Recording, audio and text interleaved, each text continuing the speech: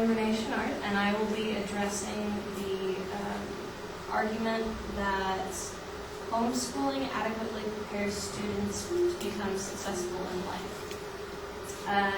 The speaker was Jennifer Zaborski, and her first claim was that homeschooled students achieve high academic excellence that is above average. Her second claim was that homeschoolers do develop the necessary social skills needed in life. Thirdly, she claims that homeschoolers are also often involved in many extracurricular activities such as church, field trips, 4-H, sports, and community service. I'll address the first claim that was made, which is that homeschooled students achieve high academic excellence. The claim was made about a study conducted by Dr. Brian Ray of the National Home Education Institute that claimed homeschooled students scored 34 to 39 percentile points higher on standardized tests than public school students across the nation.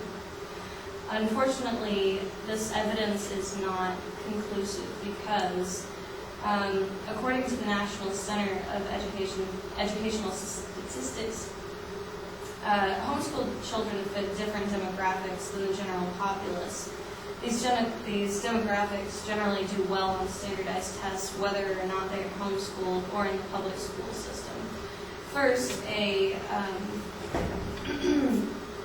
3.9, almost 4% of homeschool or of white students are homeschooled, while only 1.5% of Hispanic and less than 1% of black students are homeschooled. The majority of students, homeschooled students, are in households earning above $25,000, and a large percent is also made up of students who come from two-parent households. As you can see, these students come from a distinct demographic advantage compared to their peers. Therefore, the results of these tests were not conclusive or useful in comparing homeschooled students to students in the public school system. And further evidence is needed to prove that these students would not have done just as well or better in public school. Her second claim is that homeschoolers do develop the necessary social skills needed in life. The reasoning is faulty, and there is no way to prove social aptitude with a test. Just because kids meet in study groups once a week does not mean that they are getting a healthy amount of interaction with their peers.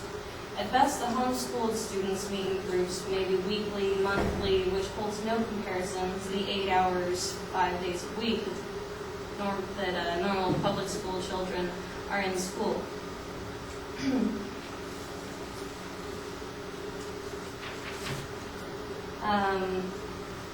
The student is constantly surrounded by peers and teachers better developing them to cope in a world full of stress, clients, bosses, and business associates. In response to her third claim that homeschoolers are involved in many extracurricular activities such as sports, there is insufficient proof of this claim. In fact, there is evidence to the contrary. According to the Daily Camera, most states put restrictions on homeschoolers joining athletic teams and engaging in extracurricular activities run by public schools if they are not enrolled.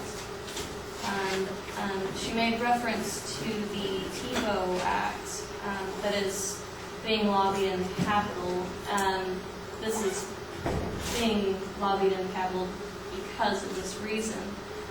That most homeschoolers can't go to their public schools and join sports teams. This is a problem. So, although it's being lobbied, there's no guarantee that it's going to pass. Thank you.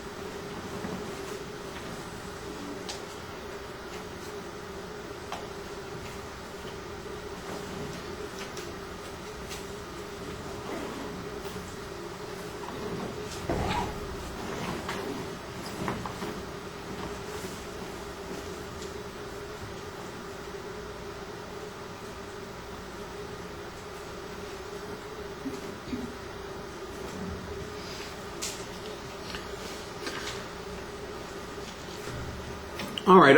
All the organizational stuff is pretty well covered. You label what the claim and the secondary claims are. As you get to each of those points, you're pretty clear about your signposting on that. Sometimes you make a claim immediately off the bat, for instance, about the adequacy of the evidence that the advocate presented.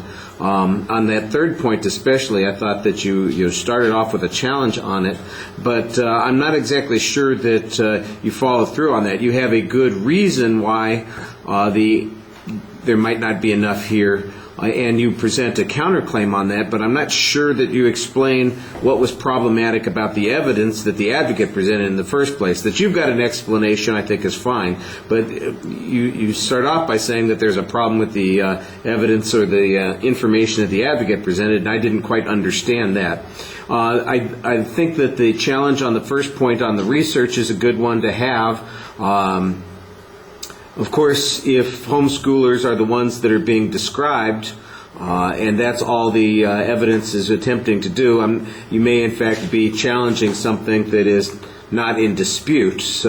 But I think the argument that you want to be making is that the advocate's original argument is a little bit problematic because it doesn't compare homeschoolers' achievement to that of public school students who come from similar means or something along those lines. That might have strengthened that particular argument. You had good points on each of the ideas, and I thought you did a nice job explaining them for the most part.